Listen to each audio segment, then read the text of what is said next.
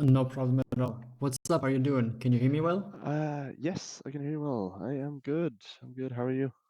I'm doing great. Looking forward to our first session here. I think Me too. I think when we did the free intro, there was a lot of overlap in what you were looking for and what I hopefully can offer you as a coach. So yeah, I think Mm, it'll be really fun to have this as a starting point and then see where we can go from here in the future. Uh, mm. all right. Yeah. How's your day been so far? It's been pretty chill. Haven't done much. Just been at work and I read a lot, so I've been reading a bunch today, which is Oh, nice. nice. Okay, that sounds great. Then it's time for Yeah, some melee action. it Uh, is time for some melee. yeah, get the evening Mm, started. yeah. Okay, great. You'll see that I'm currently sharing my screen, and you can just hop into the screen share on Discord if you feel like it and if it works for you. Yep. It's just that since we usually use the shared document for the lessons, you can obviously look at it yourself, or you can just look at Mm, my screen share since I'll have it open myself, and then if I switch back and forth between watching your gameplay or showing you something in game, then you'll be able to see it on my screen right away. Um, mm. so yeah, that's just you can do it however you prefer, but I think watching it doesn't hurt and helps a bit. Uh, Yeah. Great. So you'll see that I have already prepared a little list of things we can talk about today, or I want to talk about Mm. today. But I'd like to hear from you what topics you were hoping to touch upon today, and what you were hoping to get out of today's lesson. I think you kind of hit the nail on the head with your topics. Like, it's mostly just mental game and like the thought process of what I really should be focusing on in game. And yeah, just generally figuring out what I prioritize in a game as well. Like what I want to go for, um, what I'm working with to like actively have game plans instead of just being like, oh, I'm playing versus a Sheik, I should drill more. Oh, okay, I'm playing versus a Falcon, I shouldn't laser as much. It's like have these bigger like overall structured game plans for matchups where I'm like, okay, I know this matchup, I want to go for this, this, and this, and I want to try and figure out if my opponent knows X, Y, Z, so I can use that later, Mm-hmm. if that makes sense. Okay, so it's if I understand correctly, you were trying to talk about like some of the more like meta decision making of like not individual decisions you want to make, but also Mm. like how to figure out how to make those decisions and Yeah, then like prepare some of those for you so that you have an easier time going forward. Does that sound good to yeah, you? basically, just having like better game plans going like into general matchups. Like it's nothing specific. Like we talked a little bit about Falco last time, Mm-hmm. which I feel like is a matchup I struggle in, but it's more specifically just like figuring out, okay, what do I want to be focusing on and what do I not be want to focusing on, if that makes sense. Okay. Um, cool. So it's like a game plan idea on what the differences depending on the matchups are so that you can kind of hold yourself to that and know that you're on the right path. Okay, that sounds good. Y- Yeah, basically. And that just like and just like talking to you about mentality, like how you settle tournament nerves, how do you figure out what to focus on in a game. Like I feel like that's something where I have a lot of problems where I'm just like I feel like a totally different person when I sit down to play the tournament, even though I've been there 100 times before. Mm-hmm. But yeah, just like discussing things like that where it's like what do other people's do? how do I how do I figure out what I should be thinking, if that makes sense? Yeah, it does. And it's a difficult topic to talk about because it feels like the players who are good at that just kind of do it automatically, some of them at Mm, least. And those who are really good at it, they either don't talk about it much, or those who do, they all come from their own perspective, of course. And mm, since it's something that is more related to like our a little bit of our emotions and how we handle stress, the solutions that might work for one person might not work for another. But hopefully, I can give you like two, three, or four tools that you can then try to use for yourself and see which one might work for you, which one might not work for you, and maybe adjust one or two of them in order to find one that then helps you in the long run. But it's definitely mm, something you have to practice, right? It's not something that I can just talk to you about and you'll be good. Like sometimes that mm, happens, but it's rare. But it's more about like knowing how to approach it and then figuring out what you can tell yourself and remind yourself of before and during a set to make sure that you play as closely to your friendly's performance as possible. Mm. Yeah, Okay, then that sounds good. great. So I think, yeah, as I have written down here, a good starting point is to kind of take a broader look at how you currently approach the game and Mm. how your current improvement process works. Doesn't matter if you aren't like aware of your improvement process, because a lot of people, they just kind of have developed a relationship with the game where they spend time on certain things, but it's not like a conscious choice to do a certain thing, like, to play for, an hour and then, do solo practice for 10 minutes, right? A lot of people just kind Mm. of go with the flow, and that flow is good, but we want to figure out if we can like adjust your flow to make it still stay as fun as it is right now, but also get you closer to your goals a bit more quickly. um, Mm. a question I Yeah. like to ask students there. Sorry, go ahead. Did you want to say anything? No, no, sorry, go on. Okay, no. The thing I like to ask my students here is, imagine if you had like 2 or 3 hours, like on a Wednesday afternoon, that you just wanted to spend on, on Melee, on getting better at the game. Um, what do you think you should do to get better at the game in like an efficient manner? And what do you actually tend to do when you do have time to play the game that much? I feel like when it comes to improvement, specifically for me, it's been a bit weird because not recently, but like the end of 2021, I switched to box. Mm-hmm. So it's been like, for me, a lot of like improvement has been specifically going towards specific things. So say for 1 month, I'm like, okay, I really need to figure out how to wave shine. Like I know the button inputs, but the subconscious part isn't there of like setting in. Um, but I'd say like, and because of that, I've almost been a little bit overwhelmed with things because like going from controller to box, I'm like, okay, I know the basics that I need to know. I basically play at the level I used to play, but better.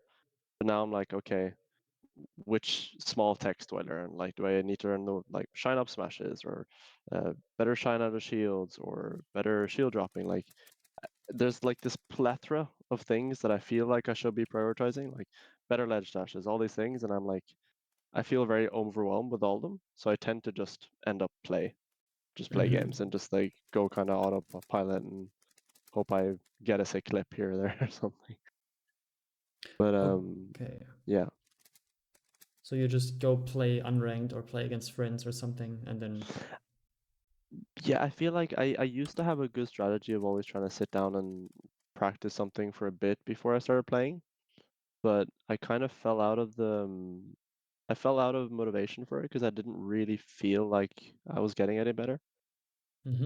It didn't really feel like it was doing much for me. Like I miss sledge dashes even though I sit for a half an hour each day going for ledge dashes. And going back to like the mentality thing, I feel like at some point there's a mentality barrier that I'm going through when it comes to a lot of these things where it's like it's things I know. Like I know how to L cancel a drill into a wave shine punish, but if I'm in a tournament setting or something happens, I'm just like, oh, I missed the jump out of shine and I get punished. So I feel like my improvement process is very like it's very open to like all these problems, and I don't really know which ones I should be focusing on.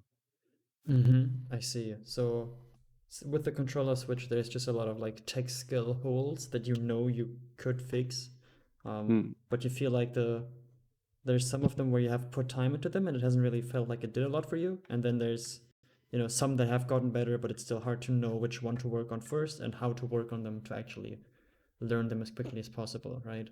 Um, Yeah, exactly. If it just feels like there's often a time where I'm like, okay, I have to prioritize learning this because I really need this, but then I get really, really bored because I'm mhm. sitting there shining out a shield for 10 minutes without really feel like I'm getting any better in those 15 to 30 minutes. Mhm. Yeah. That's a very good point, especially when you're on a new controller. You don't want to feel like you're just losing to yourself. So it can be very Mm. frustrating to play someone where you feel like I feel like I could beat this player, um, but I'm just missing a tech skill that I just haven't like properly grinded out yet, and Mm. that can make it more difficult to actually practice the game while you're playing because you're so focused on just the inputs. You can't really spend the same amount of mental effort thinking about the ideas of when you want to apply which option. Mm. So yeah, I think getting you to a point and figuring out how we can make like tech skill practice more fun for you, while also making sure that it is efficient and you don't have to sit down for 3 hours every day just grinding on ledge dashes. Mm. That should be one of our goals for today. Mm. Okay, cool. So, what tech would you say are you already pretty good at on box? Um, Tech I'm pretty good at on box. If you can't think of anything, that's fine, right? Like sometimes we're just all right at a lot of stuff and not really particularly amazing at something. But if there's something, then I'd be interested to hear. I mean, it's hard because like when you say pretty good at everything, I feel like I'm pretty average to below average on everything, except Mm-hmm. like maybe a few small points where I'm like, okay, like shortens. I feel like I'm good at shortens, but that makes sense because it's pretty much the same thing from controller, and like the input's the same. So um, I feel like I use Wave Dash a lot because I like it and I feel like it's very satisfying. So I feel like getting in like good length, like I feel like I'm good at using my modifier on wave dashes to get long wave dashes, which is Mm-hmm. one thing I try to push. And uh, Marth matchup. I don't know. I don't really know anything else. So I that's can't really good. think of it. Yeah, Marth matchup. I'm very good at that matchup, but the rest Yeah, not really. that's not what I expect to hear whenever I talk to a Fox player. It's usually the exact opposite. So that's great to hear. Um, okay, so how would you say that? Because the using the modifiers is like a completely new concept when switching to a rectangle controller, right? How Mm. would you say you got good at that? Like, how did you go about practicing that? Brute force, I think. Just like learn, like forcing myself to use up tilt more, even though it's hard. Forcing myself to like replay, like for example with upping back to stage. Every time I'd miss an angle, I'd replay it in my head and try and think, okay, which button should I press? Should I press C stick up instead of C stick right? Would that have changed things? Like always trying to think back and be like, oh, okay, I should have probably used X instead of Y because that would have been a better recovery.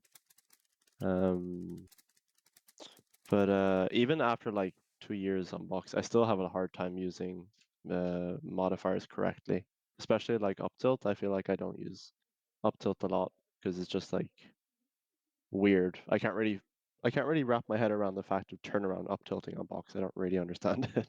Mm-hmm. But yeah. Okay, I see. The forcing or like brute forcing it. Mm. That's a decent way to put it. Um, the way I like to talk about learning melee and improving at melee is that we always want to differentiate between, situations where we're just outplaying ourselves by not, executing the thing we want to execute that we feel like we should be able to execute.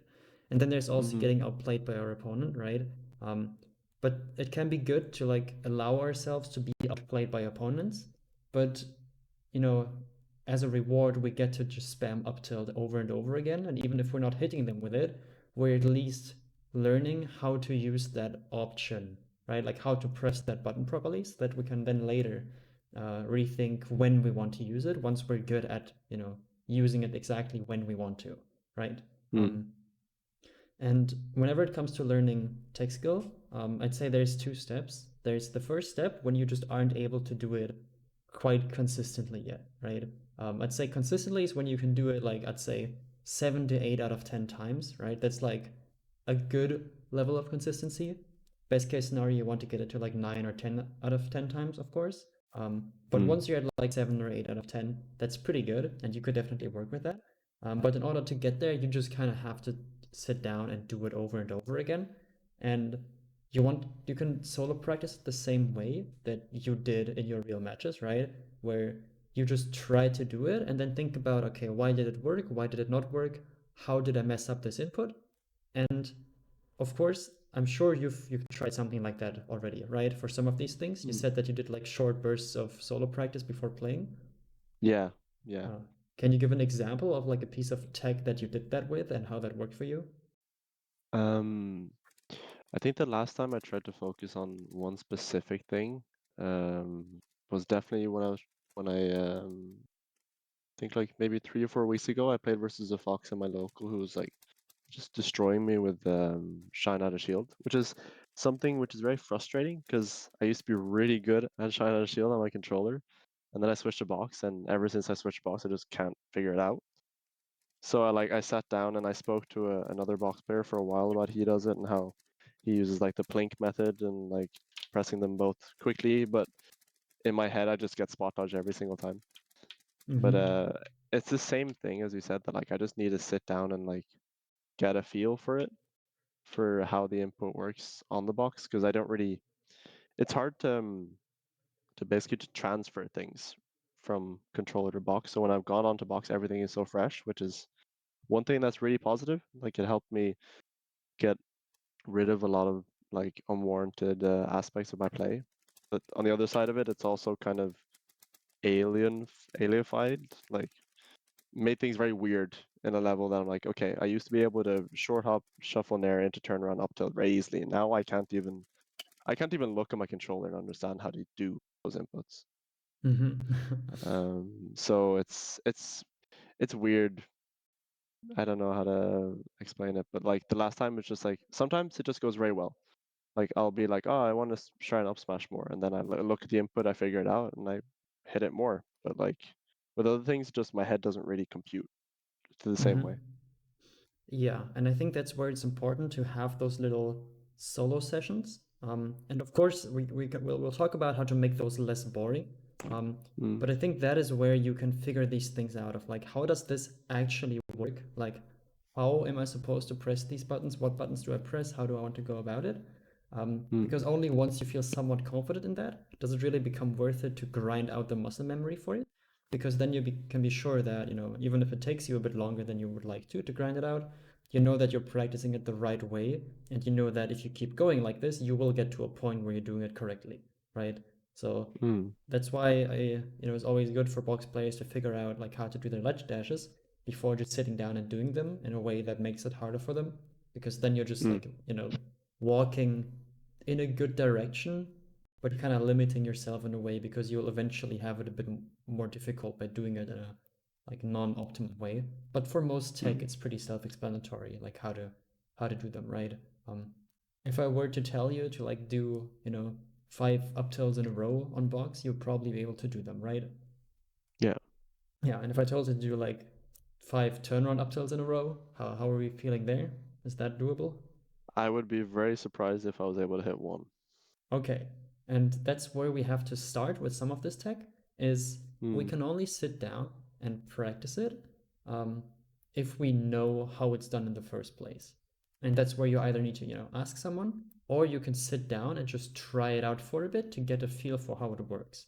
Um, Asking people is good, but I think the good part of sitting down and just trying it out and seeing what works, it can be just as good because it gives you a better understanding of how the character works, how the controller you're playing on works, and what the advantages and disadvantages might be. And if you're really still unsure after, then it's good to ask someone, right? Um, mm, but I think that little step of like exploration on your own is really helpful to like teach you to um, yeah, learn on your own, which is what our goals are, what our goal is with mm. these lessons, right? um Yeah. yeah, so that would be the very first thing, is figure out how it is actually done, like what buttons am I supposed to press in what order, at what speed, and from there we can hopefully get you to a point where you can practice it and then have some fun with it. Okay, Mm. figure out what buttons you are either by asking or by trying things out on your own. Mm. Okay. Um, cool. So can you think of a recent example of a tech that you've practiced recently before playing and then you went on to play and it didn't really like it work for you? It didn't really work. Yeah, or something that didn't work at all, or Um, hmm. Trying to think. I feel like going into going into tournaments, I often have like a very open mindset of things I want to do. Uh, so it's like lately, like remember I told you the whole thing about Falco. I won that money match by the way for the CRT. I don't know if you nice. remember that. I Let's won it. go. game 9 last stock, by the way, so it was close. But Easy. going into that, I was like, oh, I have to power shield my lasers. He's gonna come at me. I have to figure out because I talked to Ninjago fan for a good bit about Falco matchup because he was there, and he was like, oh yeah, you just have to learn how to space around Falco and use like basically double jump around him where you want him to be and stuff like this. So I ended up having like 5 things on my head for the Falco matchup, and then the Falco I played didn't end up lasering at all and just bared constantly.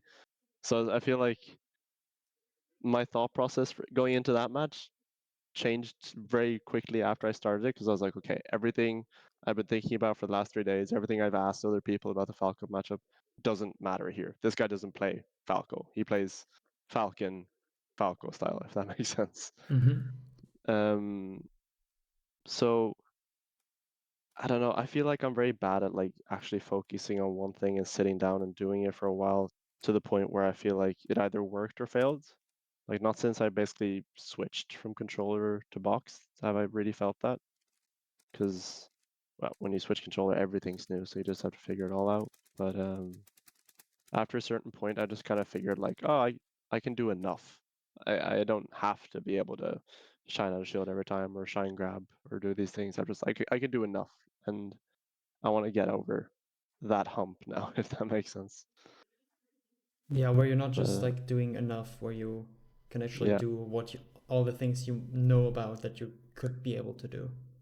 Okay. yeah, I think it could be a good idea to like just quickly segue into how we want to be thinking during sets, during friendlies, and what we might want mm, to think about, because I feel like it will tie all this together really nicely.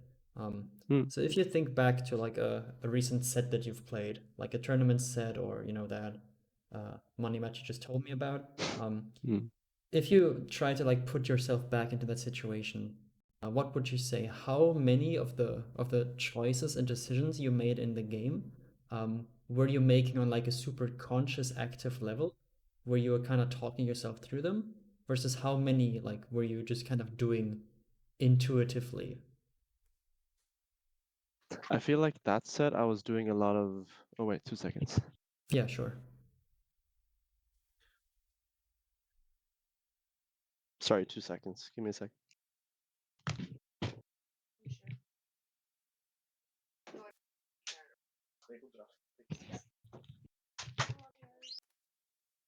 Roommate just had to borrow something. No problem. Consciously, I felt like going into that set, if we're just talking about the Falco set, I was playing very consciously to the point where I was like over conscious, if that makes sense. Mm-hmm. But I feel like that was a set where I was just like my 100% focus was being just to win, which I normally have. But I was like focused on it so much that I kind of like lost a lot of aspects to my game where I was like, okay, I would have hit that if I wasn't overthinking the winning part.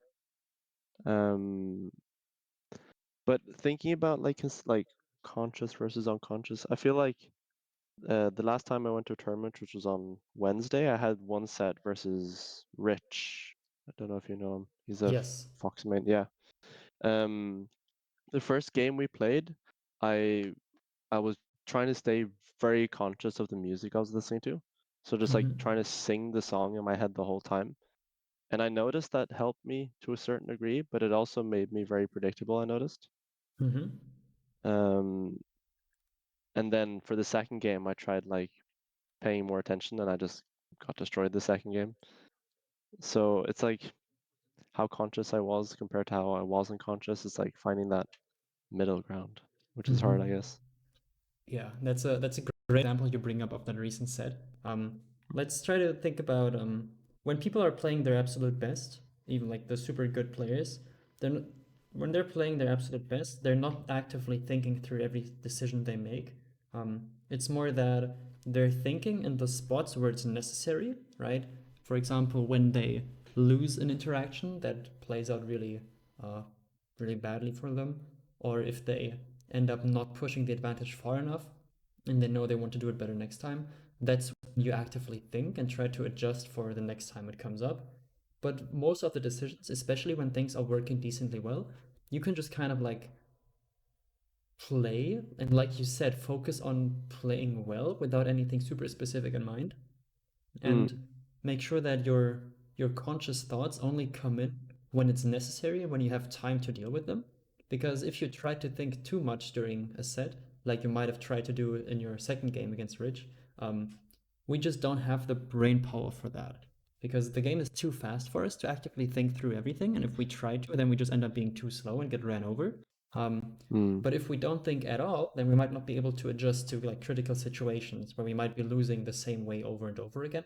And mm, in that context, some people, you know, there's like the flow state that you might have heard of, mm, which I don't really like talking about that much, because flow state kind of implies like that you're playing near like perfectly for your level, that you're like super focused, nothing can phase you. Whereas more mm, realistically, some stuff will get to you and some stuff will, take you out of that zone. Um, so I like calling it your default gameplay. Um, because it's also not your autopilot. Autopilot is like almost has a negative connotation of being unable to adjust away from it. So I just call mm, it default gameplay, which is how you make decisions and what decisions you tend to make when you're just playing decently relaxed, when you're not over focusing on a single thing, and you just kind of leave your brain to its own devices for a little bit, right? And that's mm. what ends up making a lot of the decisions for you when you play. At least half of them, maybe even more. And uh, what we do with that, we'll get into in a second. But what do you think about that first and foremost? Well, my first question that comes into my head when you talk about this default play mode Mm-hmm. of like thinking but not overthinking is like, how do you stop thinking? How do you like question things but then like get into it again? Because that's my problem where I'll be in this default state of playing where I'm like doing well and then I think about something and then I start thinking and then my brain just kind of autopilots into commentary mode, if that makes sense. Where I'm just like commentating my own match in my head, like, oh, he just went for a bear now. I have to think about that. Okay, next time I have to do blah blah blah. If that makes sense. Mm-hmm. Yes, Uh, that's a very good question. So I think the first step to that is awareness of what your default gameplay tends to be like. mm, Once you know what you tend to do, if you're just like left to your own devices and you're not like actively reminding yourself of doing a certain thing, you will encounter certain problems more or less often. And when you do encounter them, then if you're able to recognize them and uh, just adjust your default gameplay slightly. Just be like, okay, I'm just going to mm, keep playing normally, but I will try to crouch cancel a little bit more often so that I don't get fought back at zero as often and can maybe punish them, right? That would be mm, like a very broad adaptation where you just tell yourself, all right, I'll stick with my default gameplay, but I'll try to do like 10% more crouching when I notice my opponent is high up in the air, right? Um, mm, it doesn't have to be super duper specific. It's just that you use your default gameplay as a template to see what is currently working for you and what is not working. And then the conscious decisions that you make, um, they all have the purpose of readjusting your default gameplay so you can keep playing in a focused way where you're not having to think too much, but you're still able to adjust to what happens. And that's why I usually recommend people that whenever they respawn, they take a second or two to think about how the previous stock went. And if you can think of something that you feel like was happening very commonly, like very regularly, or something that happened once but was very impactful, then you might want to use that as a cue to change up your default gameplay and to remind yourself of like, okay, this Marth just like raw grabbed me across the entire stage, twice last stock. Maybe like on this stock, I want to be a bit more preemptive and I just want to mix in like 30% more preemptive attacks in neutral, like, an undershoot drill, maybe a full hop where I can then react with an aerial coming back down if I see them with a grab. The specific solutions will be on you to, figure out in the moment. But that's mm, how I view it, is that we want to trust ourselves to play our best and, like you did with the music, just focus on nothing in particular, only on the stuff that's relevant. Use the time we have to mm, think to figure out what is relevant, and then adjust our default to, get to a point where we do better next time. But since we've only adjusted to one or maybe two things, we're never over focusing on 17 different things at a time that will divide our attention too much. Instead, we can stick with the stuff that we've like empirically encountered already in this set. Hmm. Um, That do makes you, sense, yeah. I feel do, like it's very easy to overthink a lot of things in Melee, which is why I have a lot of problems with it. Because I often like have to desensitize myself, like listen to music, I have my hoodie up. I almost like I used to wear sunglasses when I played sets because it often helped me like not think about stuff going around. But Mhm. um, yeah, it's very easy to overthink a lot of situations, which I've noticed of recently Yeah, for sure. and I think it could be good if we figure out like one or two things you can tell yourself that you can focus on instead that aren't too specific to like make you Hmm. mess up. And what helps for me is focusing on like just doing certain tech well, right? Like I'll tell myself to focus on like being relaxed when I do my wave dashes, right? Because there's a difference Hmm. between doing them quickly and doing them like in a tense way. And I still want to do them quickly, but I want to do them relaxed so that my fingers aren't tensing up. And Hmm. that's something that will make me feel better in game because I'm moving just as quickly, but I'm much more relaxed while doing it. And that's like a good starting point for me because I know that when I do that, I have something to focus on that kind of takes away my attention. But I also know that it doesn't distract from like my game plan and what I'm actually trying to do against my opponent because like it doesn't actually, it's not like I'm telling myself to like do a certain option more often. It's just that when I move in a certain way, I want to do it like in a conscious way where I like have more fun with it and feel more comfortable about it. Hmm. So yeah, that's the kind of stuff that we want to think about. Like, what can you tell yourself before a set and during a set to try to think the right amount. Um, Hmm. okay, um, so I'll just try to summarize some of this in our little document here. Hmm. Our default gameplay makes most of the decisions for us, and during a set, we are best off if we do not try to juggle 10 different things at a time. And instead, uh, try to see where our normal gameplay is failing us. Because Hmm. our default gameplay, our second nature is what you could also call it, is what we can rely on more or less. Because it will pretty reliably make us react in the same way if a certain situation pops up twice. And of course, this is like for a tournament set that we're playing. However, when we're playing friendlies, for example, we can afford to give up more of our focus because the results of the game aren't as important, right? And if Hmm. we're just playing friendlies or if we're practicing on our own, we can, instead of only like actively thinking 25% of the time, we can try to actively think like 50% of the time or even more often in order to find Hmm. those mistakes so that we can then go about fixing them before we hop into a next match. So our goal is always, in tournament to use our default gameplay and adjust away from it when necessary, but mostly rely on what we've learned already and what we can do already to do our best. And then during friendlies, we try to figure out what our best is good at dealing with and what it isn't good at dealing with, so that we can make our best or our normal level of gameplay account for the things that we know we've been struggling with. Um, Hmm. How do you feel with like how do I want to say this? How do you feel about ego in friendlies, if that makes sense? Are you able to like, because like I have this thing in my head where it's like I don't like losing ever, so it's like if I sit down to play friendlies, I want to win, and like I can't. If I try to tell myself like, okay, this friendly set, you're playing this guy, try and shine out a shield more, just think about it. But like in my head, I have a hard time like prioritizing that over the I want to win every game thought process, if that makes sense. mhm. Yeah, and it's important to, I think, yeah, it's important to consider that you can also improve just by playing and like just trying to win every game. Because yes, we Mm. can go through like a very conscious improvement process where we, play someone, we try to think or consider what our mistakes were, where we went wrong, where we got punished in a bad way, and then try to consciously adjust away from that. But if we just keep playing to win over and over again, we will almost automatically like start doing things slightly differently, right? We're kind of like animals who, if they like lift their lift the wrong finger and they get like tased for it, they will just like, kind of Mm. stop doing it over time.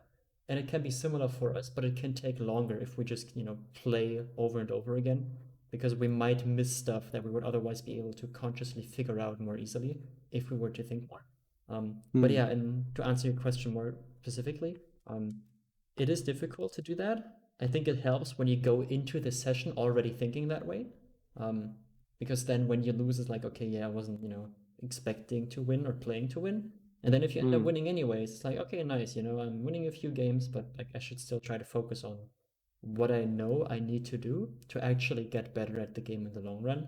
Um, I used to tell myself that, okay, maybe these players are beating me now, but I know that what I'm doing now will help me beat them really badly, like a couple months from now.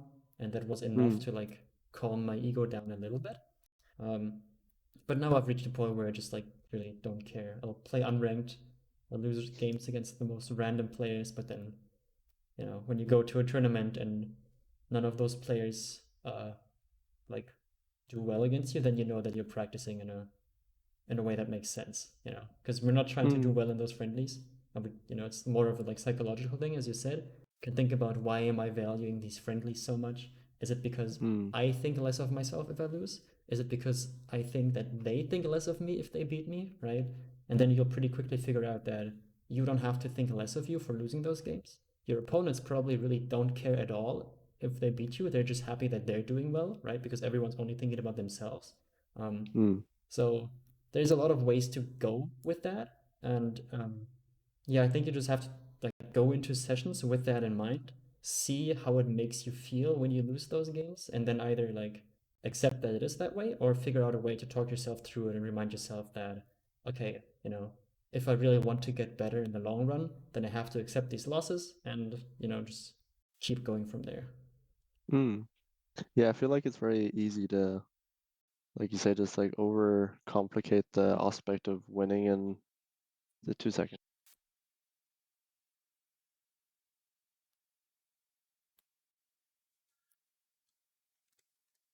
Sorry.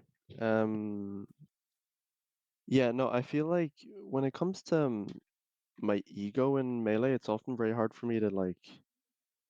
So like I said the first time we spoke, I recently moved to Oslo, so I've been going to a Mm-hmm. lot more tournaments and locals, like almost 6 a month to this point. And since I got here, I started winning more because I've noticed that like when I get more, like when I have more tourney sets, I get less nervous in tourneys. But I've had a really hard time with winning over people when they get sad, because I've always been on the other side. I've always been on the I lose, I go to that's fine. Oh, that sucks. I hated this, but I'll get better next time. But now that I'm like winning, I get very, very self-conscious about the win, and I start like doubting myself. Like, okay, did they think I'm lame now? Did I shoot too many lasers? Did I not approach? Like, was there some aspect of this that makes them not like me anymore? If that makes sense. Mm-hmm. And the whole just like mindset around like um beating people and not feeling bad about it afterwards. Yeah, That okay. might So it's be, not just like feeling bad about losing, but it's also feeling bad about winning sometimes. yeah. And And believe this me, is as new for me. It's yeah. very new for me, so I'm still trying to figure it out. Yeah, but I think it's good that we talk about it now so that you can go back to your locals and enjoy them more. Mm. So obviously, as someone who like, I used to main Fox, now I mostly play Ice Climbers at the moment. And like you can imagine how like the species in my region reacted to that, right? Like, Yeah. okay, sure, I was beating them with Fox every time, but now I'm suddenly beating them with Ice Climbers too, a character that they Mm. probably do not enjoy playing against as much, and that they probably also do not respect as much, right? Like, if I Yeah. beat them with Ices, they'll feel like it was more cheap than if I did the same with Fox. And then I'd see them get visibly upset, or I'd see them like, lose to me and then just leave the venue right away and not come back, right? Yeah. So one thing you can do if you know the players somewhat well, you can just talk to them about it. Like, how do you think I played? Like, did you enjoy playing against it? And then some of the time they'll just say, "Oh yeah, like I know that I lost and what you did was good. I just like had an emotional reaction to it in game, but I know that's on me to figure out." I feel like most of the time people are pretty grown up regarding that. But I think in the end, Mm. the game doesn't lie, and any like boring strat that people don't like fighting is actually like very easily beatable if you're just 5% better than the opponent. Sometimes it might feel like you have to super duper outplay someone in all different types of ways to finally be able to beat their strategy. But a lot of the time, there's just one or two things that you can do differently to start beating them very consistently and very badly. Um, Mm. and once people realize that, and maybe you can like try to give them advice in that direction, then they'll feel better about themselves again, and yeah, they'll see the game for what it is. It's just you doing something that's working, and them not being able to deal with it, and it really doesn't matter what that is, unless you're like breaking the rules. Yeah. Yeah, Yeah. it feels like it's just very easy for for me, especially going from a place where like I've gone to tournaments not expecting to win, by now going to tournaments and expecting to win. Mm-hmm. Like I didn't used to go to tournaments be like, oh, I'm gonna get out of pools and I'm gonna beat this guy and this guy and this guy. Like I was just like surprised if I ever got wins against anyone. While now it's like, okay, I know this person, I should beat this person. Okay, I know this person, I probably shouldn't beat this person, but I might beat this person. Like going in with that mindset is very new for me because like I see, well, I'm like, okay, I know who you are. I haven't played against you, but I know how good you should be. So I'm starting to already be like, okay, I should beat you, or no, I shouldn't beat you. Like figuring out my mentality going towards sets also is a bit Mm-hmm. weird because I don't really know what's good, if that makes sense. Like what I should like, should I be playing everyone like they're an O2er or should I be playing everyone like they're Mango? Yeah, of course, there's like some practical in-game things that might differ depending on who you're playing against, right? If I'm playing against Mm, someone and I know that they're pretty bad, and I hit them with one thing on the first stock that like insta kills them, then I mm, know I can probably just do that three more times and first stock them in the game, right? But if I do the mm, same thing against, I don't know, Pipsqueak or whatever, it might work on the first stock, but then I instantly know, like, okay, I'm not gonna go for this the next stock because there's no way they're gonna let me do it again, right? So there's like yeah. a tangible like difference in how I want to actually play the game.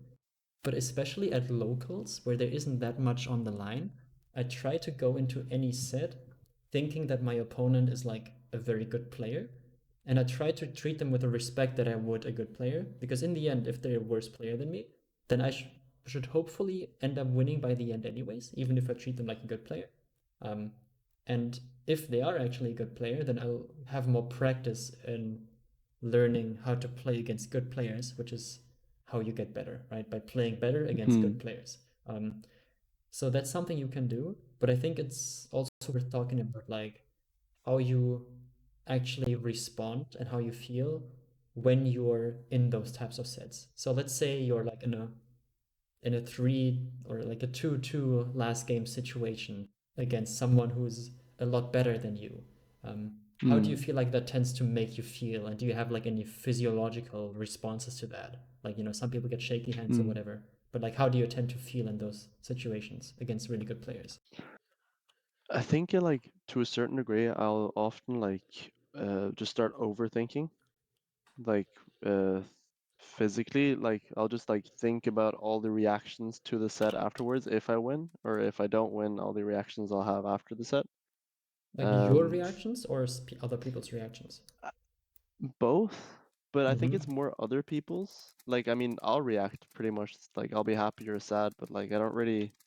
Like I'm more if I'm in a game five situation with like someone I know I shouldn't beat and I'm about to beat, I more think about like telling my friends and them talking about it and being like, oh shit, you got that win and having like having that under my belt, if that makes sense. Just being like, okay, I got that win. Now I can shoot higher. But I often like if I'm in those situations, I don't really get like shaky or anything. I'm more just like um um just like full of adrenaline, just like pumping, like if that makes sense. Mm-hmm. And it kind of clouds your thinking a little Yeah, it bit. definitely. I think to a certain degree, it clouds like it can cloud aspects of my game, where it's like if I Mm-hmm. fuck up one thing, I start getting inconsistent on the rest that I shouldn't really be inconsistent on. Like I'll miss one L cancel, I'm like, oh, I can't hit an L cancel, and then I'll just jump around and not be able to do anything. Mm-hmm. Yeah, and it also comes with like a slight loss of confidence once you start messing up. Mm. that you no longer trust yourself to do things that you usually like, to do the things that got you to win those 2 games, to get you to that game 5 situation. Yeah. Yeah, how would you, from your experience, do you think there is a difference when you're in the same situation against a worse player, like someone you should beat, quote unquote? Um, I think I'd oftentimes do worse in the situations where I should beat the person over the situations where I shouldn't beat the person. Because I'll get super over. Like, I think it's like the difference is like if I'm playing versus someone who's really good compared to someone who's not as good, against the good guy, I'll fuck up my mentality versus against the bad guy, I'll fuck up my tech skill. Mm-hmm. Where it's like I'll start like overthinking how I bear and overthinking like what he's coming in with and what I should go for and like, oh, he's been brain dead on this situation, so I should go for up smash out of shield, and I fuck the up smash out of shield up. Mm-hmm. I see. Okay. So you, it's like on a more visible technical level where you Yeah, feel like you're like, does it start with you missing tech skill and then you're losing confidence, or do you feel like you lose confidence or get nervous and then start messing up tech skill? I think it's the confidence bit first because I can often feel like I can play against two different people and feel like I was two different persons in those 2 games, if that makes sense. Mm-hmm. Like I'll play against one Marth and he destroys me, then I'll play against another Marth who's slightly probably the same level, but it's just like something's different, which just makes me play smooth. So I think it's the confidence part for sure. Like going in and having bad confidence often just results in me not being able to play. And I was talking to a friend of mine about this, about how like top players never really need to warm up. Where it's like for me, I have to be at the venue for at least an hour and a half before I start feeling like, okay, I'm good. Now I'm confident, I'm ready. I feel like my tech is in its place. Where it's like you can just watch top players go, sit down for 2.5 seconds and warm up, and then they're ready to go. There wasn't a Yeah. question there, but yeah, sorry. No, that's a good point. I think some parts of warming up are like psychological. It's about Mm, you feeling confident and comfortable in doing your tech skill. But in reality, like for you, it's more difficult because you recently switched to a new controller. And I think that time frame that you mentioned is still recent, like in melee terms. Um, yeah, but for someone who's been playing the game for 5 years on the same controller or longer, like me warming up for an extra half an hour is not going to make me better at wave dashing, right? It's not going to like yeah, supersede 5 years, 7 years of practicing and doing that almost every day. It's more about me feeling like I'm into it now. And eventually you get to a point where you notice, where you can shake off the stuff that distracts you, right? Like having slightly colder hands, feeling like the CRT is a little bit off, and then like being able to drop those things, remind yourself that you can do all that tech skill and that you can really just like trust yourself and sit down and do it. And that is what has helped me like not having, or get me to a point where I don't have to warm up anymore. It's just that mm, I noticed that my warm up was mostly for me to like feel safe because I wasn't confident in my ability before. But by just sitting down and telling myself, I know I can do this, I've done this technically before, and even if I miss my very first wave dash in the first set, I know that it's not because I'm suddenly incapable or because like I'm just playing bad that day. It's just one mm, wave dash I missed. I'll just do the next one better. And that way you don't get into your head even if you like mess up tech skill when you're not warmed up. Um, yeah, yeah, but obviously it still helps. Like, if you'd have too cold hands, then like, if your hands are too cold, you do need to warm them up somehow because you yeah, need to have blood flowing in there. And if they're too cold, it might just feel more difficult to move them. Um, there is stuff like that, right? And it also goes hand in hand with tournament preparation. That when you're about to play, you've eaten at a reasonable time, you've eaten decent food, you're hydrated, all these types of things. You're dressed for the tournament so that you mm, hopefully don't get cold and you don't sweat too much. Um, I think that's one of those things that also a lot or some of the good players are really good at. That will help them not need to warm up as much. Um, mm, yeah. If we go yeah, back to the preparing your mentality going into a set, the mm, reason I ask you how you feel differently when playing against a good player compared to a worse player is that I think there's different strategies we need to use to make sure that we keep our head in the game, in the set, when we get to a like difficult point, like being in a game 5 situation, or you know, even just in a best of 3, feeling like you're about to lose game 1 to a much worse player, right? Which can be pretty stressful. Um, there's stuff that we can remind ourselves of before the set and during the set to ensure that we might still feel a certain way, but it's not going to affect our gameplay as much. It's okay to get nervous, but we have to have ways of dealing with that, and getting through it so that we can, you know, accept how we're feeling and keep playing in a way that doesn't, hurt our performance. Um, Mm. so I, if you're interested, I can just tell you some of the thought patterns that I have told myself in the past and that I've told Mm. other people about that seems to have helped them. Yeah. Cool. So I think the one important thing is to recognize that no tournament and no set that you're playing is ever like a true indication of your skill level, right? Um, Mm. a very good, like a bad player might beat Zane someday. Probably not a bad player, but you know what I mean. Like, Yeah. a not top 10 player in the world might beat Zane one day, but they're not like instantly the best player in the world because of that. And Zane isn't suddenly not the best player in the world anymore because of that, right? It's Mm. it's just one data point in a huge amount of data points that you can collect over all the years and all the tournaments. So worrying about your performance at one event or during one set can actually just make you play worse, and then you kind of get the worst of both worlds, that you're overvaluing one set and one tournament, and you're also playing worse because you're doing that, so you end up doing worse at the tournament, so then you feel extra bad after because you value the tournament very highly, but you did poorly because you did that. So it's just like a very bad negative spiral that you can fall into. And Mm. that's just something to tell yourself before a set, is like, this is just one set of melee out of 1,000 that I'll probably play throughout all the years. And if I win or lose this, nothing's really going to fundamentally change. Um, you're still as good as you are. It doesn't matter if you like barely gimp someone game 5 last stock, or if you barely get gimped game 5 last stock after being ahead all game, right? Like, Mm. you're not like the one who like barely gets the random up smash in a Fox Zero game 5 last stock isn't like confirmed to be the better player. It's just they won that set, and you can try again next time, hopefully. Mm.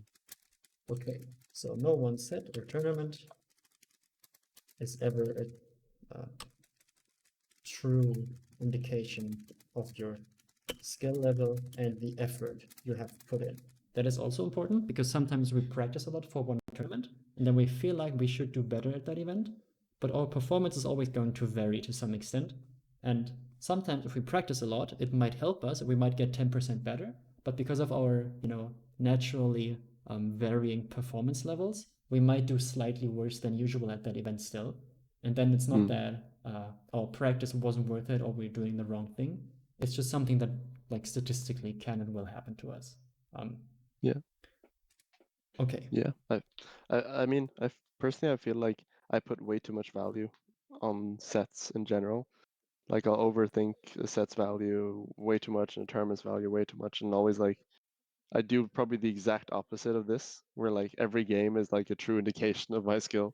Whereas like if I lose game 3 to someone, I'm like, oh well, okay, now they think I'm worse than them, and now I feel shitty, and I haven't really had fun, if that makes sense.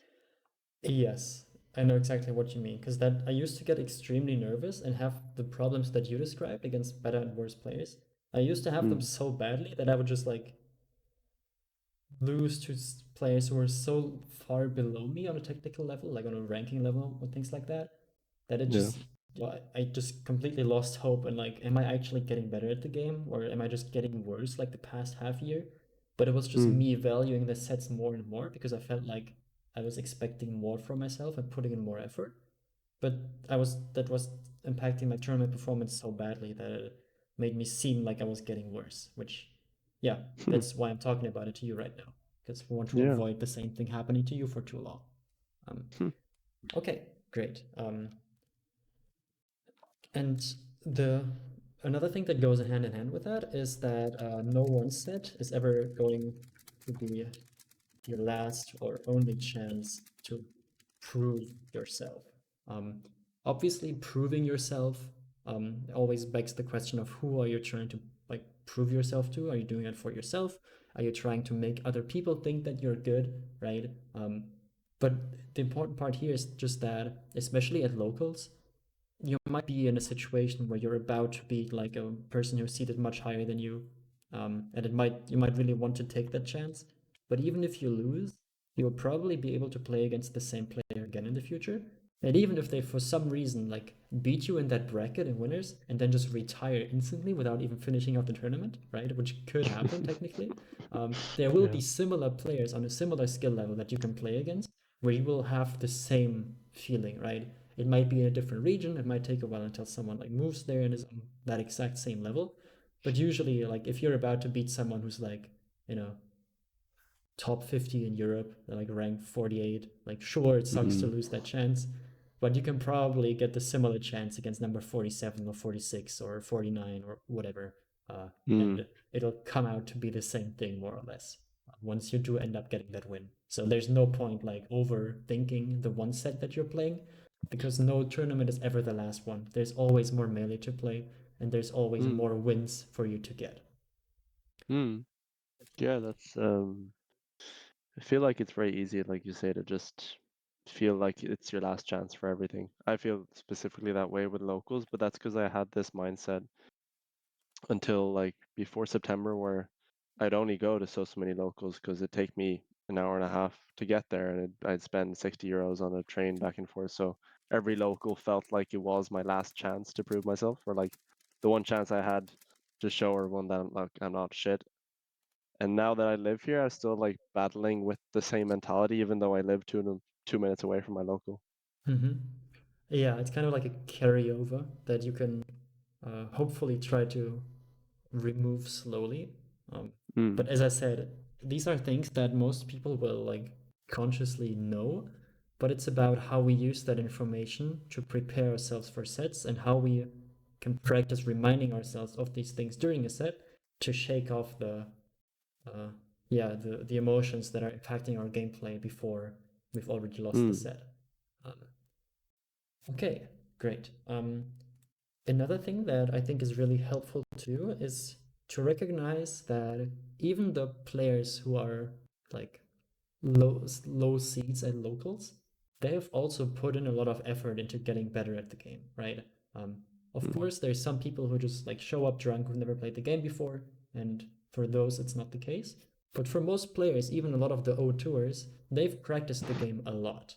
So before any set, I will also tell myself that this player, um, they've put in a lot of effort and they've tried really hard to get better.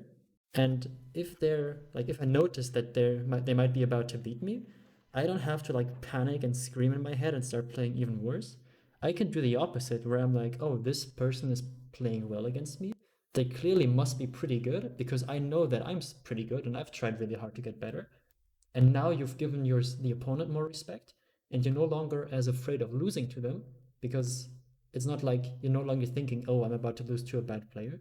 You're now thinking, "Oh, this Mm. player is good. I feel like they might be able to beat me." And then you can see it more as a challenge again instead of like being afraid of the loss. You can be looking forward to the challenge and be in a more active position. And you also give yourself credit for having gotten as good as you are, of being like, okay, I know that I am pretty good. So if they're pushing me this hard, they must also be pretty good. And I can just try my best to beat this good player. Um, what do you think about that? I think it's very interesting. I feel like the first thing that came into my head was like, damn, that's some top player mentality right there. I was like, damn, that's how he wins sets. But because I feel like for me, I automatically think that people who are like way better than me or like who have that like edge just kind of look down on everyone. I just feel like I'm sitting there at the bottom of the mountain and they're just like up there vibe and just laughing. That's how I kind of look sometimes at that type of mentality. But I mean, like, yeah, you're right. I shouldn't really differentiate it. Like, I should put more respect to people who get closer, like you say, and actually pour more respect into myself for having beaten that challenge instead of being like, oh, whew, okay, didn't lose to him, thank God. Instead of like actually being like, oh, they played well and should give them respect. Yeah, exactly. And as I said, it goes hand in hand with also respecting yourself. And the worst Mm, thing is always being afraid of something, right? In the case of like all being about to be like be the good player, of course we're um afraid of losing, but we're more so afraid of not winning, right? Because we feel like this is our mm, chance, and not winning and not taking this chance would really suck. But then against worse players, we're straight up just afraid of losing, right? I just don't want to lose against this worst player. Like if I win, I'm not mm, even going to feel good. I just want to not lose. Um, and yeah, that is a very important difference to think about, and that's why I split these two things up. mm, And with what you said about the top players, I can confirm also for myself that in a lot of sets it really is just like okay, like this person has like taken a game from me, but I deep down that I know they aren't that good, and I can just like relax and just play like comfortably, and I know that I'll probably beat them. It's like mm, a little bit of like looking down on people, but then when it gets really close, if I keep thinking that way, I'll get super nervous because then it's like holy shit, like I know this person is bad. Why am I losing this? Why am I losing this? Ah.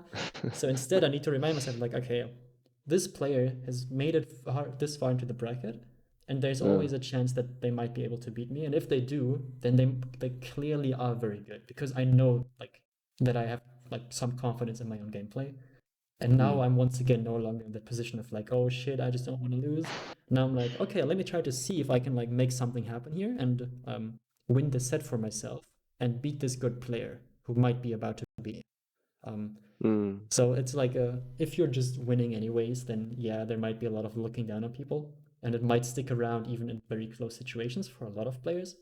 But I know that yeah. for me personally, that just makes the fear of losing even harder the closer it gets, and Mm, that's why it's always very important to recognize how you're feeling in that moment, prepare yourself how you're going to feel in that moment, because in the moment you might not have enough time to figure it out and think yourself through it.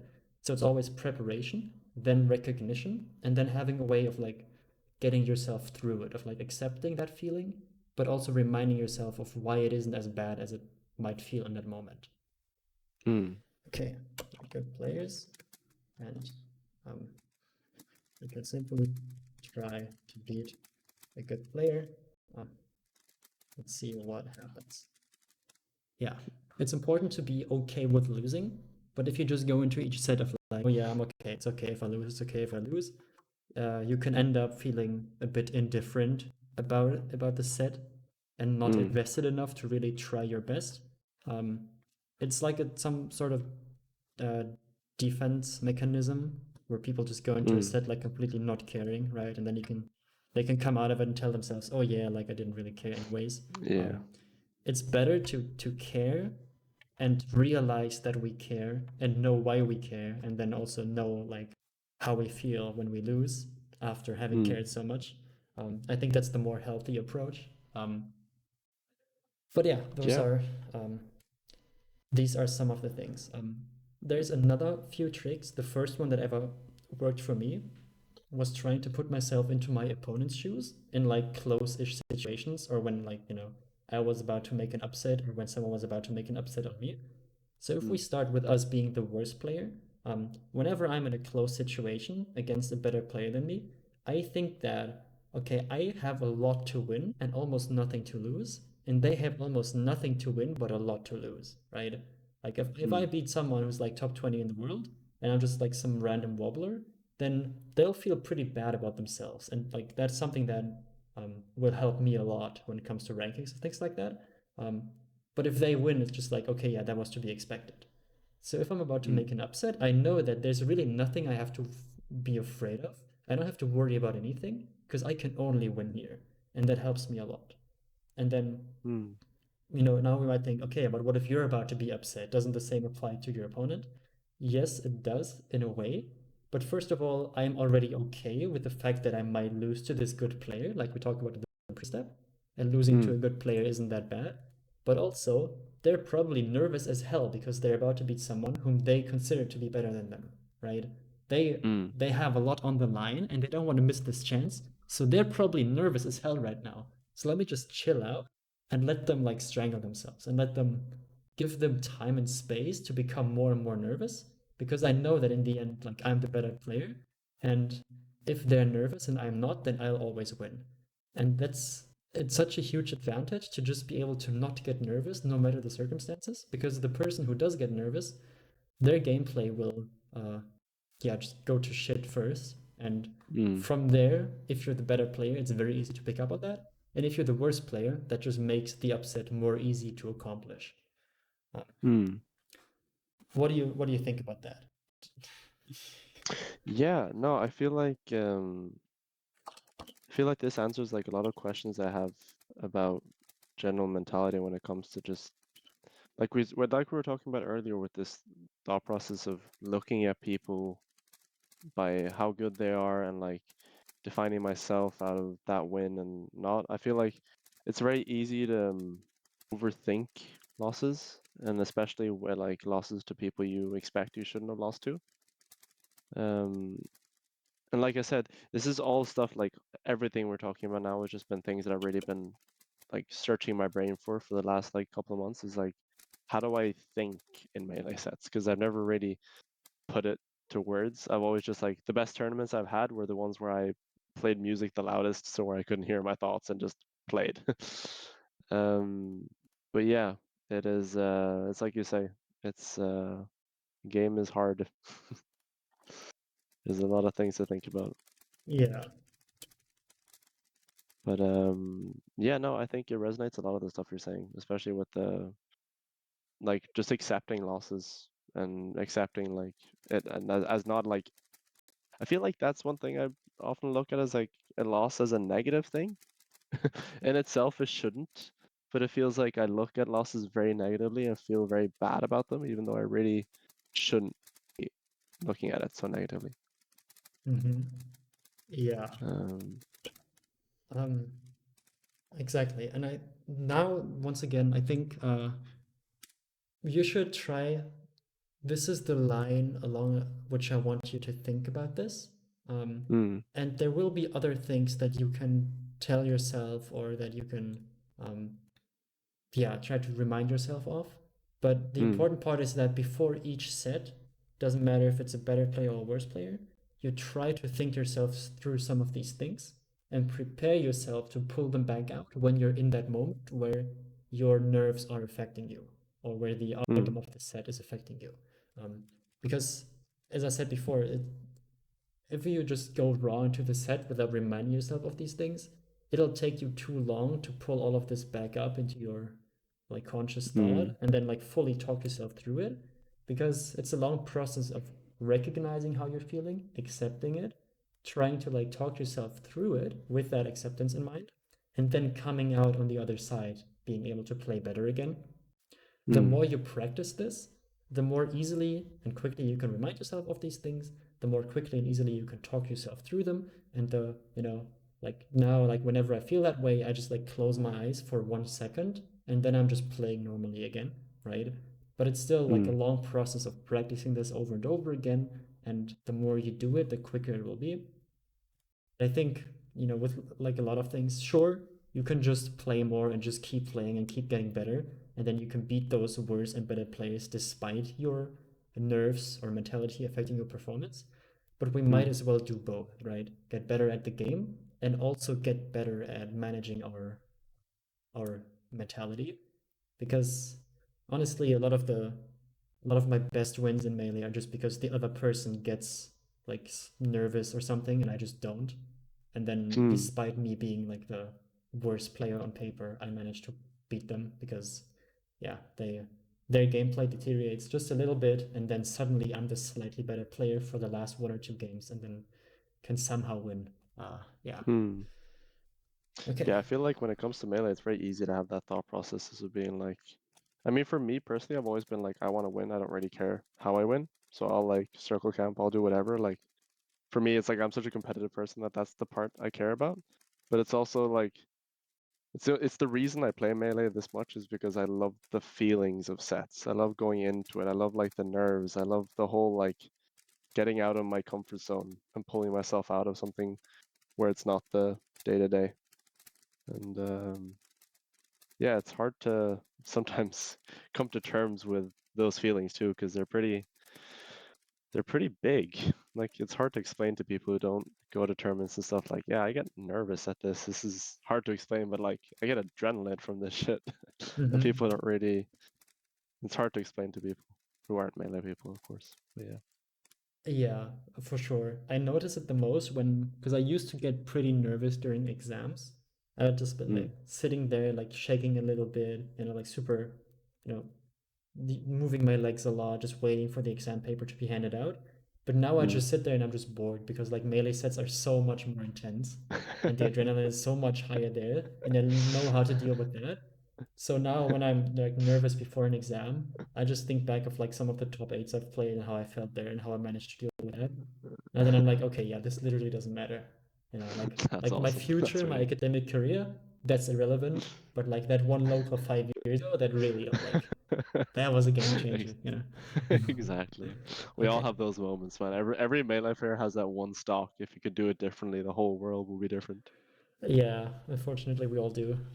Yep. And it just becomes more of those stocks. The longer you play, Oh no. you can think of more and more things. It's like, oh, if I just hit this jump cancel up smash, man, you know, that Oh, would have been so bro. cool. Why But did why did you say JC up smash, bro? You're reminding me of mine now.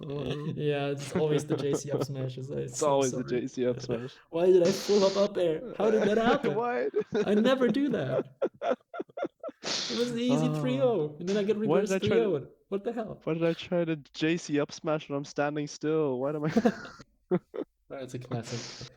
Yeah, Okay, yeah, yeah. So I'm just writing down that yeah. we want to use these types of thoughts, first of all, as a reminder before each set. And the way I Mm, do it is that I think about, okay, how am I about to feel? How do I think I will feel if I'm about to win this set? And how do I think I'm about to feel if I'm about to lose this set? And from there, I then try to think about, okay, like if I were to like almost lose to this player, I'd probably feel like pretty dang nervous and just trying not to have that happen because I just don't like. I know I should be better. Like why is this happening? Um, mm, and then I can tell myself, okay, like if this player is almost beating you, they must be playing really good. And maybe there's something going wrong with your gameplay, but that's fine. We can work on that later. And this one tournament isn't going to change the world to any extent, right? There's mm, always going to be another chance. So even if you're about to lose, just try to like take a deep breath. Try to, get into like an active position again where you're not afraid of losing, but where you feel like you have something to gain by, clawing this back and making the cool comeback. And now I can play mm, better again. And if I'm about to win and I feel like that might make me nervous, then I think about why that is and why that isn't like I shouldn't have to be that nervous. And if I'm about to win and I just feel bored or something, I'll try to prepare ways for myself to stay engaged, especially against like much worse players, because it's easy to like uh, get a little bit bored there and then just do whatever. mm, But it's more fun if you know what you're looking for and if you prepare some fun stuff for yourself to do. At least for me, it mm. makes like early rounds of locals more engaging. Yeah. No, I can definitely feel the same too. When it comes to characters, I find also a little boring too. Like when I Mm-hmm. play against Samus, I'm like, Yeah. oh, okay, here we Samus go. is off stage. All right. Gonna hit you off stage. I'm just gonna check Twitter now and update my Yeah. bio. Oh, you're back. Okay, I'll smash. Okay, cool. As soon as you said characters, I just saw Samus like bone jumping off stage. Like, yep. Bro, it's like, I mean, the Samus main at my local, he's a super nice guy, and I try to give him tips and we talk. I'm like, yeah, you should probably shoot your charge shots more because you hold them too much. But then it's like, we get into the set, I'm like, okay, I'm gonna hit you off stage, and I'm gonna sit here and I'm gonna wait for 20 seconds. I'm like, oh my god. Yeah. But that being said, Luigi is way worse than Samus. I fucking hate Luigi. I hate that character so much. Oh my god. But he's so Nothing I cool. can. He slides No, so he's far. He not. makes He's funny super sounds. lame. He does not make cool sounds. He sounds lame when he plays lame and he's bing bing wahoo. I'll kill myself. Yeah, So no, true. sorry, tangent. I started tangenting about Luigi, but yeah, no, fuck Luigi. Yeah, okay, Shitty fair. character. Honestly, that was the best thing I've ever heard during a lesson. Thank you for that. Um, okay, great.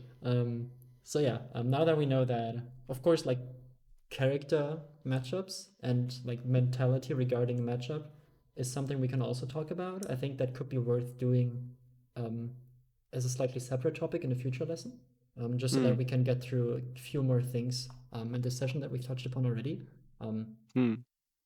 Yeah, so I think our like this mentality talk was really good so far. I'll just finish this out really quickly. That we first remind ourselves of this before each set, and then we find times for ourselves to remind ourselves of these ideas during the set. So that can be between games is very important, right? If you win game one against a really good player, that's the perfect time to like take the coin off of the character select screen and just think about like, okay, I might be about to beat this player.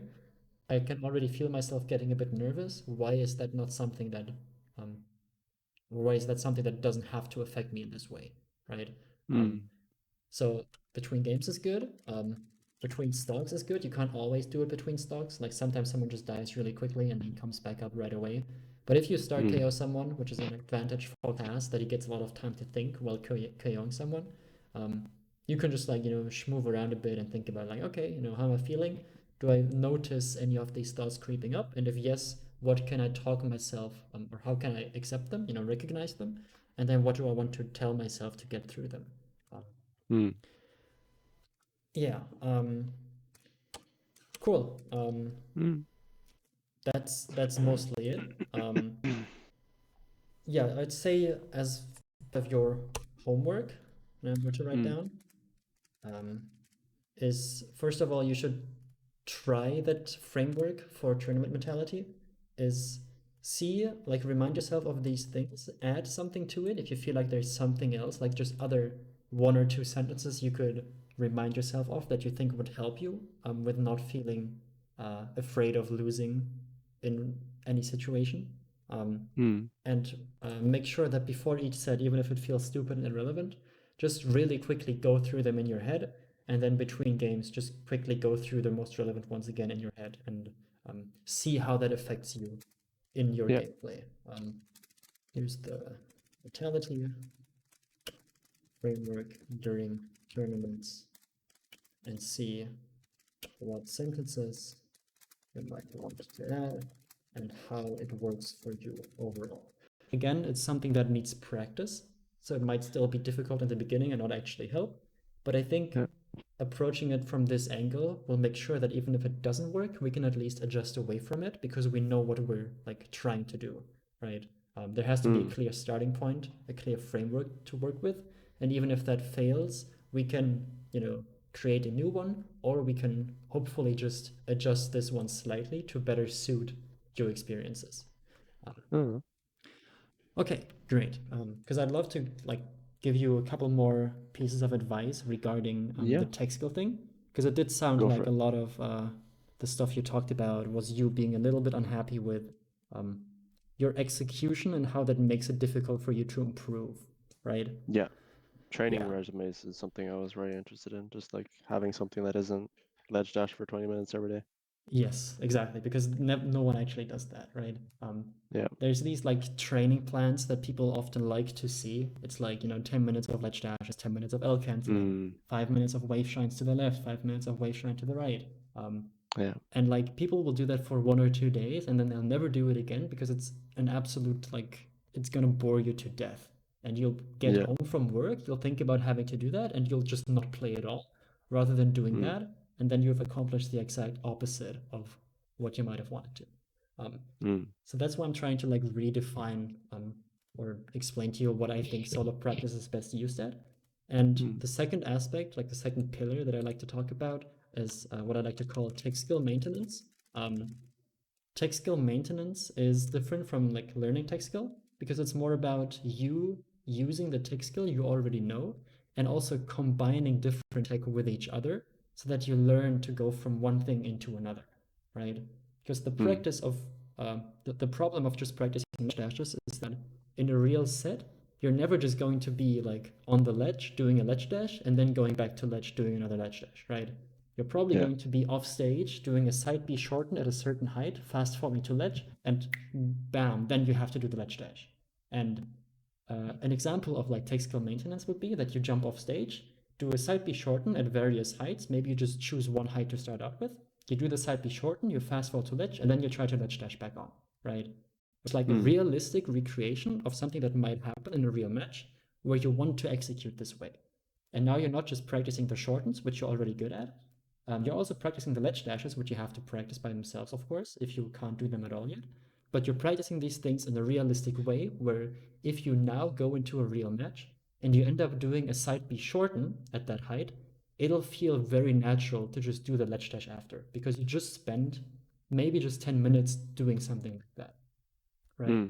You've like created the muscle memory and the situational awareness necessary for you to combine this tech skill in this way, and that is how we can make sure that the tech skill we can already kind of do becomes even better, and we also become better at integrating different tech skill into one another, like one tech to the next tech. So try combining a different type of tech you can do in realistic scenarios. See what works and what doesn't. And if something doesn't work, you can isolate it and practice it by itself for a bit. Okay, great. Just like to show you an example, the way I tend to do it, it's really good to do just a quick warm up before you go on and play, because you might as well, make sure that your controller is working, make sure that your hands aren't too sweaty or something, right? I'll just go on a stage, I'll move around in a way that I know I might want to do in a real match, right? And if I notice that, okay, my wave dashes are feeling a bit bad, I'll just like, do more wave dash based movement for a bit, right? And then I'll be like, okay, how's my ledge game doing, right? Like if this happens, like, oh shit, okay, I'll probably just go to ledge for a bit and just isolate ledge dashes for a while. Like I might do this and try to ledge dash, might do this, try to ledge dash, right? And just to make sure that everything is working again. And whenever you notice a problem with something, you can go back to thing, isolate it, do it by itself until it works, and then you can reincorporate it back into your overall movement of what else you might want to do. That makes it a lot more fun, especially because you also have a CPU on the stage here, right? So if I just saw that my ledge dashes were bad, I can just like go to ledge, practice them. If they stay bad and I feel bored and I'd rather stop, I can just beat up this link for a bit, right? And like move around again, have some fun. And then once like my brain is a bit more satisfied again, I can just go back to the ledge and practice ledge dashing for a while again, right? It's a lot easier to stick to practicing one thing when you can also just get off of it when you feel like you'd rather stop playing completely and then get back to it 5 minutes later after having done something that is more fun. But yeah, if like you said, if there's certain tech that you just cannot do at all yet, then you really need to like isolate it very heavily and just try to do it on its own, right? Like if you want to practice turnaround up tilt, you just have to do stuff like this for a long time. And then you can start by doing stuff like a wave shine into it, right? And practice, combining it with one more piece of tech. But in the beginning, you really just have to like get into a standstill and then try to like turn around up tilt as quickly as possible, right? That's just how you have to start. But once you're at like 5 out of 10 for these, now you can go into combining it with something else, right? Now you can combine it with the shine, with the nair, whatever, and hopefully that will help you learn other stuff as well. Because when you notice that like your wave shines aren't good anymore, right? Like for some reason this keeps happening. Now you know that okay, maybe it's not just the up tilt that's the problem, but it's also right now the wave shine. But because you're already better at wave shines, then maybe it just takes you like 2 seconds of adjustments to make them become consistent again. And that is what I recommend you do. Like just hop on a stage and practice one thing in isolation for like as long as you feel like you can. Do some tech skill maintenance where you do other stuff as well and see what's working, see what isn't. And then you should go into a session and focus on the one thing you just practiced. And hopefully you'll be able to ignore the outcomes of the games that you're playing. And you can just like spam turnaround up tilt, for example, because you just practice it a bunch, right? So you might as well like now try to do it as much as possible in a real match. Because it's similar to working out where just like the more volume you get in, the more repetitions you can get in, the more quickly you will learn and the more quickly your muscle memory will adapt to the new input that you've just practiced. One question when it comes to practicing stuff like this, do you think it's negative to like listen to podcasts, for example? Or should I just like be 100% focused sitting here doing turnaround up tilts? I think it's neutral as long as you're still thinking about why the input has failed when it fails. That's the important Mm, part. That you still have enough like mental capacity to question every input you did and like each turn on up tilt, right? If I'm standing here and then I do this, I want to think about okay, did I not press like the turnaround at all? Did I press it too late? Did I press like mm, the A button too early? Right? You want to always think about like when it works, okay, that was good. But when it doesn't work or when it happens, but it happens too slowly, you need to be able to like retrace the last half second and think yeah. about what do I think was the issue here. And it doesn't matter if you're like what listening to a podcast, playing Subway Surfers on the side, whatever. As long as you have just enough like brain power to think about these things, it should be fine. Yeah. Yeah. Cool. And if the podcasts make you play a solo practice for longer, then that's great. Because I think you getting to a point where you can execute a lot of the tech that you're currently struggling with more consistently, it'll make it even more beneficial for us to actually look at your gameplay at some point and then figure Mm, out like matchup game plans when we know that you can reliably execute the things that we want to look for in a given matchup. mm. Okay. Yeah, exactly. That's why I felt like I was also a bit nervous when we like first started thinking about coaching because it was like the thought process of someone else isolating and looking at my gameplay. Because like even if I do it, I feel like, oh well, I know better. I can hit that more. I know. Yeah, Like like just I'm glad that we kind of looked away from that aspect of it because I didn't really feel like that was going to give me anything at all. yeah, exactly. Me telling you like, oh, you should stop missing turnaround up tilt. It's like the Yeah. well, thanks. I want my money back now. So hopefully this idea can help you, and we can Mm, get a little bit more in depth on like how we want to find mistakes and then work on them. But since tech skill is such a prominent aspect of what we talked about today, um, I think just the solo practice um, ideas are good enough. There's more, mm, like we can talk about a quick like 4-step solo improvement plan for next time of like if I don't even know what I want to work on, where do I begin? How do I find that out? How do I find a solution? How do I go about implementing the solution? And how do I get to a point where I can do it in tournament? Those are usually the 4 steps that I focus on. And this is mm, like usually um, the step where you already know what you want to do, right? Like you know the tech that you want to do, and you just want to learn to implement it more. So this would fall into the 3rd step mostly, where you mm, know what you want to do, you know what you want to do instead, and you just have to learn to implement it. And everything else, I think, could be a really good topic for next time. Now that we have this really strong basis for, yeah, how we can try to learn new things when we already mm, have the solutions. Um, mm, so yeah, and usually the third pillar that I give people for like solo practice, where you just go into Uncle Punch, is that you can also practice situations that you know you struggle in. So for example, if I use the example from earlier, if I'm a fox and like in my last set against Marth, I would just be playing neutral and I would just get like raw grabbed in neutral a bunch. And I know that I want to like do preemptive drills a bit more often to catch Marth running into me. I can either mm, just move around the stage, do my tech skill maintenance, and just have a Marth stand here and kind of do shadow boxing where I pretend like, okay, like I'm moving in a way that I think is realistic for me against the Marth matchup. And then sometimes I want to do this more often because I know that this is what will help me in this matchup specifically. So I'll just move around on the stage in a way that I think is relevant against Marth, and then force myself to do this over and over again to get it to become part of my default gameplay, right? By just mm, doing it in that and while thinking about the relevant situation a lot, you're already getting a lot of repetitions in, even if you're not actively playing against someone.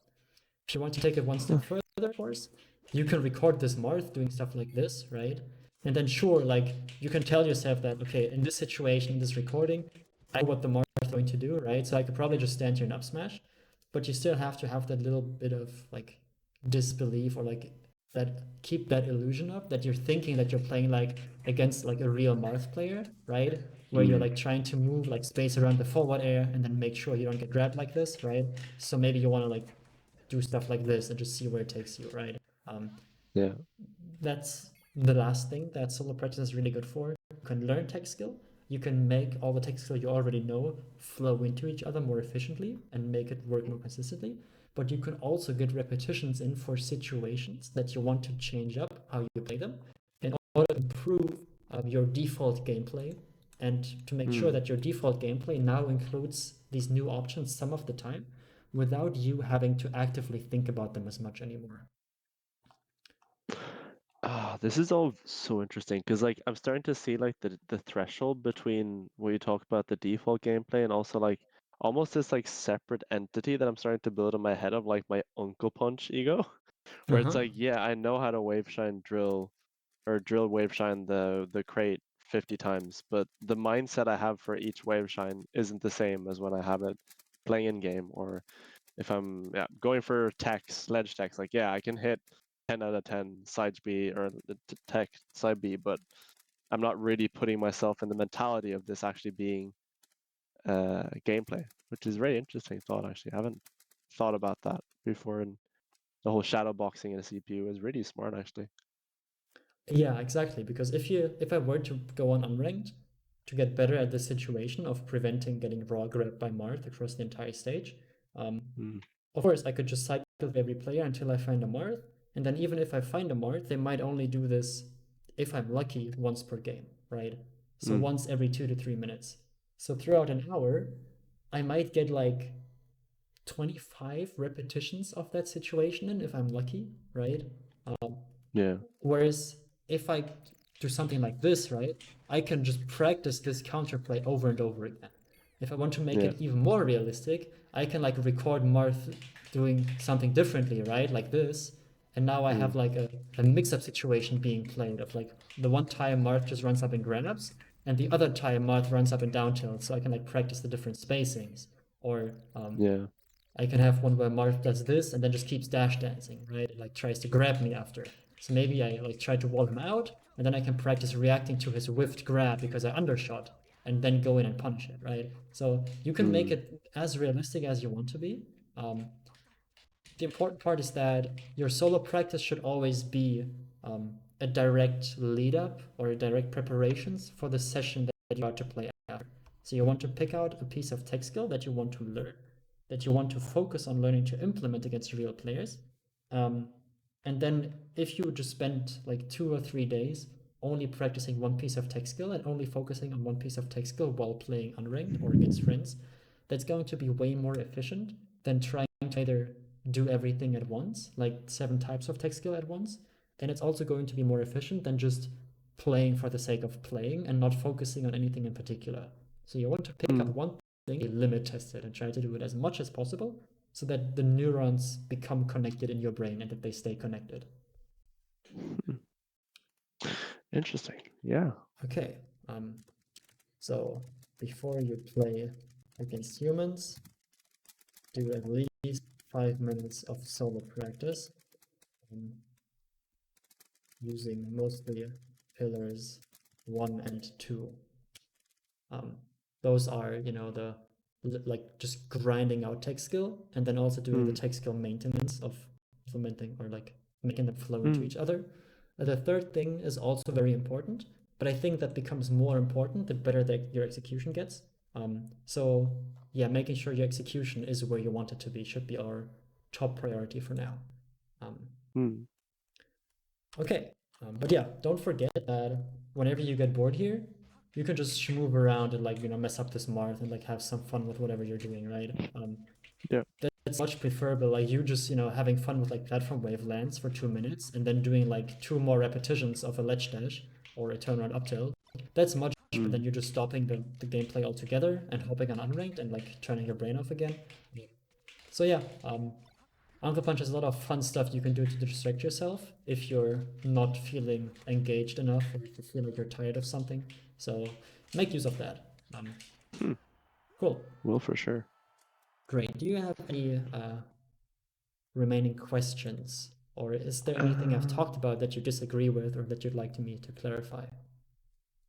mm, Not really. I feel like I've gotten a good bit of knowledge to digest, and especially with tournaments happening all the time. I feel like I have a lot to think about going into tournaments, which is like makes me very happy knowing that I can do something different next time. I can try and challenge my mental game a little bit more and Mm-hmm. not be so stuck in myself and actually try and have a little bit of fun at the same time. Yeah, hopefully that's the goal, right? Is Yeah. improving more while stressing less about results and the Yeah. short-term things. Um, Mm.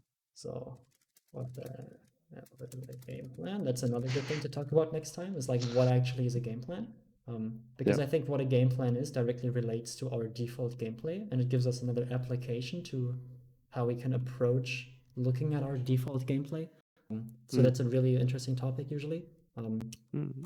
the game plan and how do we make one. So yeah, that's good. Cool. And obviously specific matchups and looking at your gameplay if we feel like it. Um, Mm. that could be good. All right.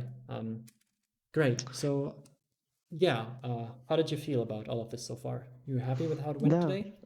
I'm very happy. It was really nice talking to you. You're a very funny guy, and I feel like you have a lot to teach, which is do in a very good way. So thank you very much for your time. Yeah, thank you. It was really fun. I really Mm. enjoyed. You're very fun to talk. Thank I you. think with this homework, obviously this is like very broad stuff, right? I didn't just tell you like use more back against Luigi or something like that you can just sit down right now and try to do and then tell me if it worked or not. These are like It did. very fundamental ways of how you can approach your time with the game that hopefully make it easier for you to improve in the future. So I think Mm. giving you at least like 2 weeks to try these things out before we do another lesson is probably a good idea. Yeah. But I think 2 to 3 weeks for like until our next session is probably a good amount of time because then we can make sure that if anything's going wrong or not working for you, we can adjust it before it's too late. And if Mm. everything's working, we can already build on that and like get to the next few steps so that you can keep moving even faster in the future. Yeah. No, I'd like a monthly thing would be nice, just because it's easier for me to coincide with like work and stuff, and Yeah, of course. also It's a the good idea fact, as yeah, yeah. well. But yeah, no, I'd say like if we could do like I don't setting up like future things, but like in the middle of each month is normally when I'd probably start ordering. But we'll talk more about that in the future. Okay, yeah, sure. You have my Yeah, calendar link, so you can just schedule whenever you feel like it. I do. I do. Cool. All right, yeah, then I'll Um, upload this once we're done, and yeah. hope you have a good rest of your evening, and I'll talk to you next time. You too, Nikki. Have a great night, man. Thank you very much. Thanks. You're welcome. Bye. Talk to you.